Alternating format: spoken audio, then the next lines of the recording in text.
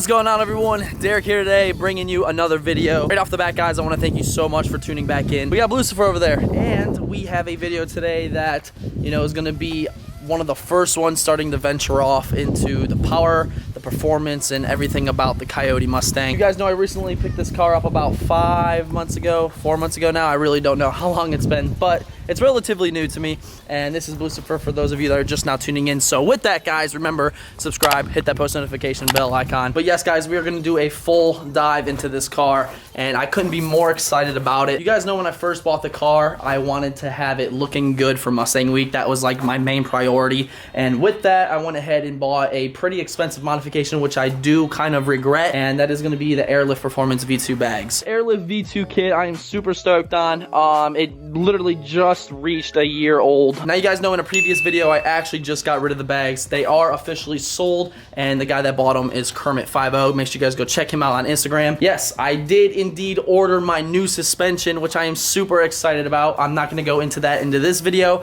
It's going to be a whole separate video alone, but I did buy bags for this car. I kind of regret it because I could have went straight into some of the modifications we'll be doing here shortly. We could have cut a lot of corners right off the bat, but I do admit I regret it. I don't regret it at the same time because I can say that my 5.0 was on bags at first, and you know, I got to experience that whole low life, that whole hot boy status look. Now we're changing up the game, guys. I want to learn the car inside and out, and I couldn't be any happier. As far as the wheels and tires setup, those will be gone as well. We're going to be running some SVE drags with some radials, and the car is going to be doing a complete 180, and yeah, I'm kind of excited about it. But with that being said, guys, I do have to run a quick errand. I have to grab something from my computer in order to make this video possible.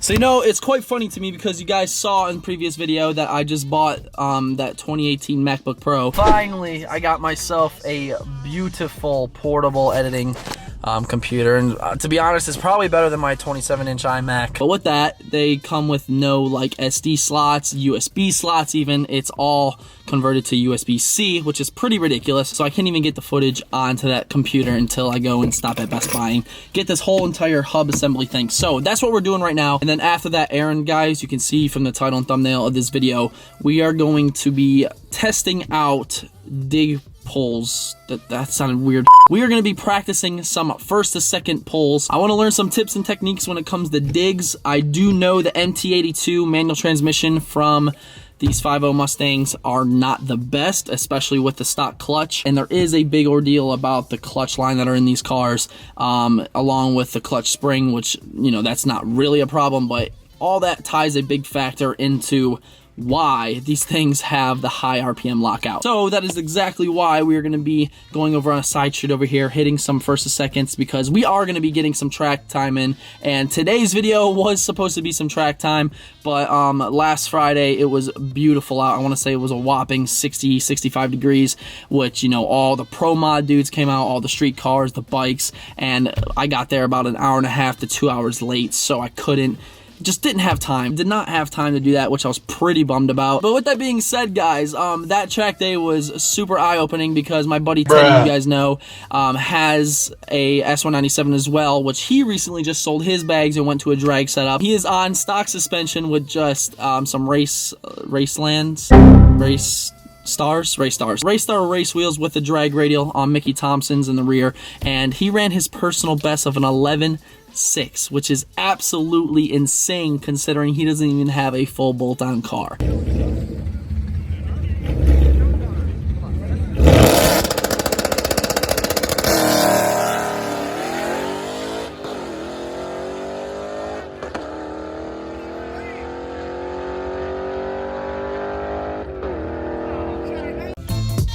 So yes, I would like to congratulate Teddy on that. Super stoked, and I can't wait to get my car track ready so him and I can go and really dial these cars in before boost, because we will both be going boost at some point in time. One thing at a time.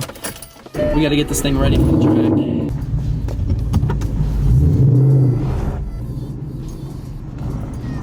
Just listen to how loud these backfires are. It's quite insane, actually.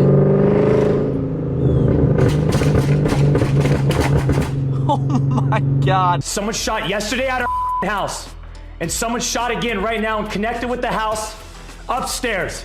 I don't know if I quite like that, to be honest with you. I like it, you know, when I rev match and it snaps once or twice. But when it rolls like that, the popcorn tune, I'm not too much of a fan, to be honest with you. So don't think I go do that everywhere and be some kind of boy, because that's not the case.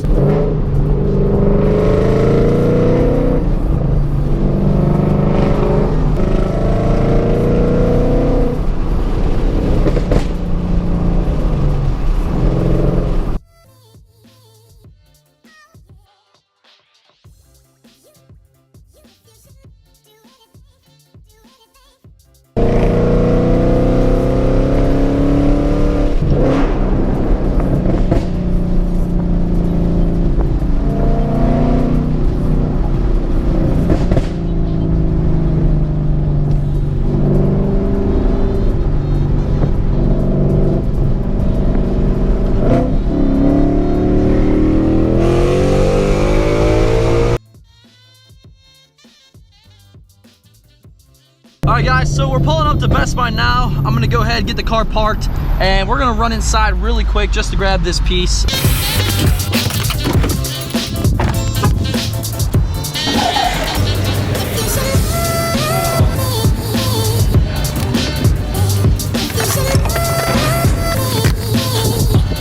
Alright guys, so I stopped and got what I needed, and can you believe this little shit right here, just to run, you know, SD cards, USB spots and all that, was $80 freaking. Like,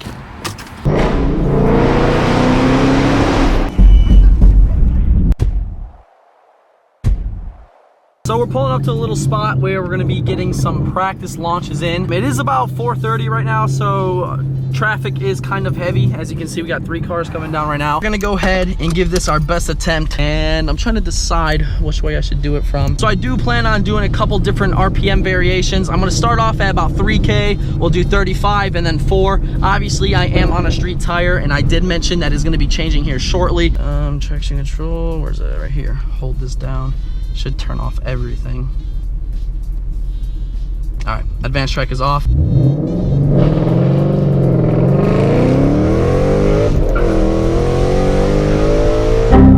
Yeah, that was a bad lockout in the third. Oof, that wasn't too good, but second gear didn't get locked out as hard. I didn't shift directly at 7. Kind of shifted at like 67 maybe, but the third I definitely took it all the way up to the top, and I got locked out hard as shit.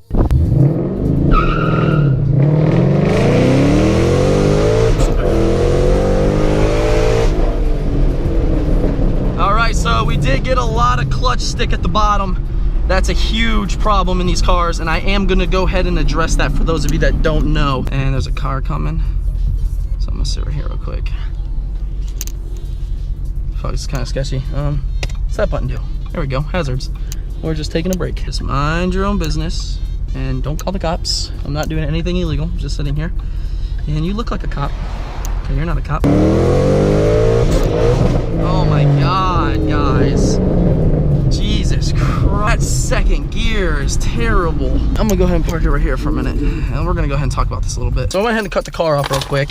I wanna give you a little demonstration as to what I'm running into. So we have the Barton short throw shifter. This is the Gen 1 series, not the good one, and I'm not shaming anybody, but everybody knows that has had this shifter. This is not the shifter you want. I will give credit where it's due. Barton did go ahead and release a Gen 2 version, which is much better that I've heard, but this one was installed about 6 years ago, or something like that. So this is Gen 1. This isn't the best one they have. Going into first is fine. It's a little weird when you first learn it, but my problem here is with the second gear shifting. It feels like a little notch right here that it gets caught on.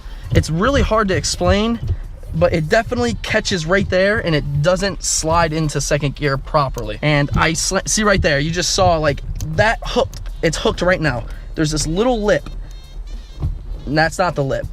It's on the lip right now, second gear.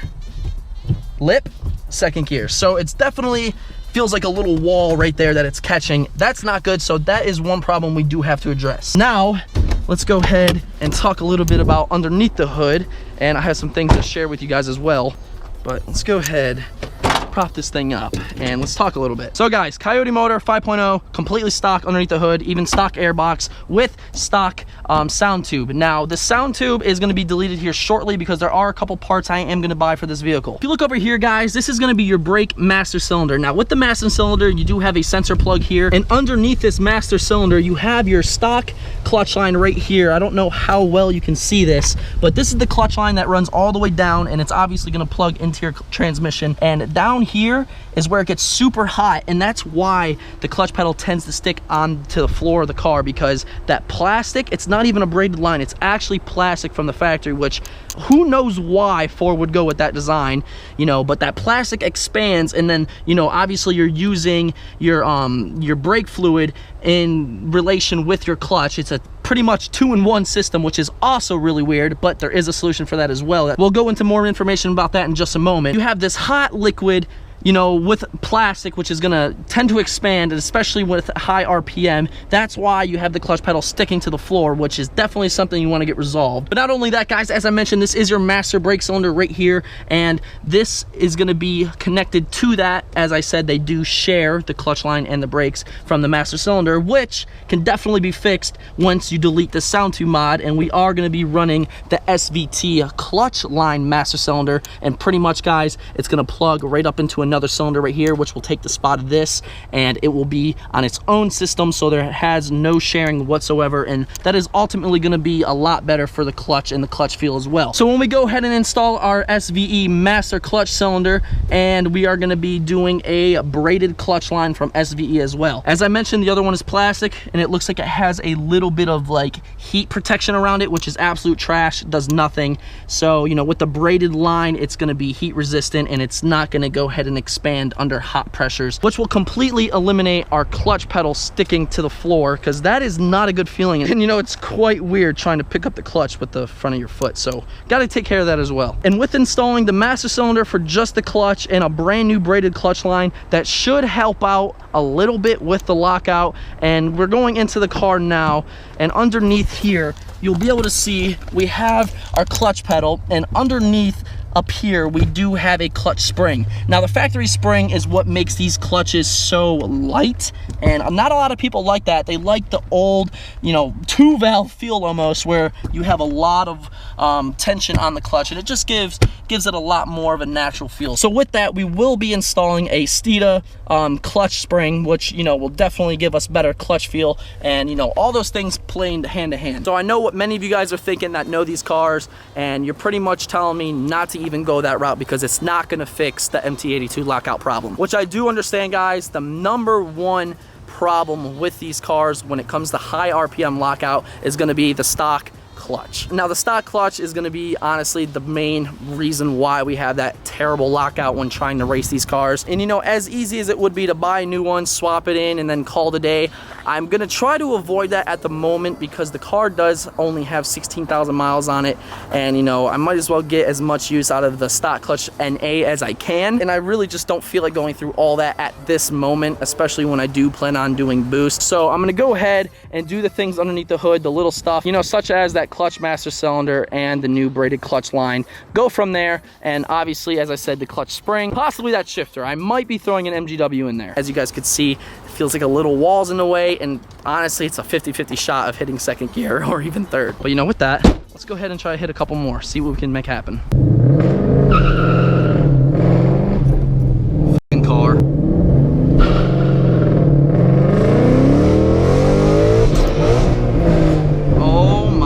I've about fucking had it. This is just, look at this shit.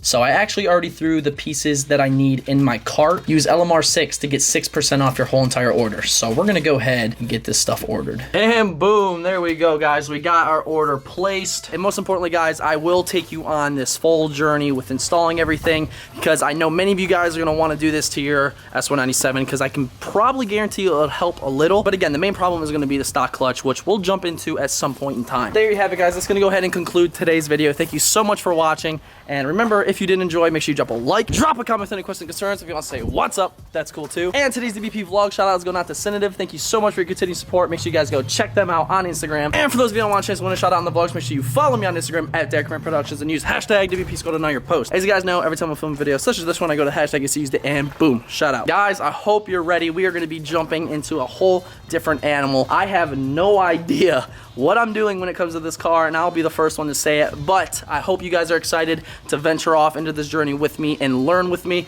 This is going to be a huge learning experience and a huge learning curve in general. Going from a 2-valve to a 5.0 and going to straight performance mods, you know, it's going to be fun. We're going to do all the above, full bolt-ons, E85, and then after that, I would love to throw some boost on there.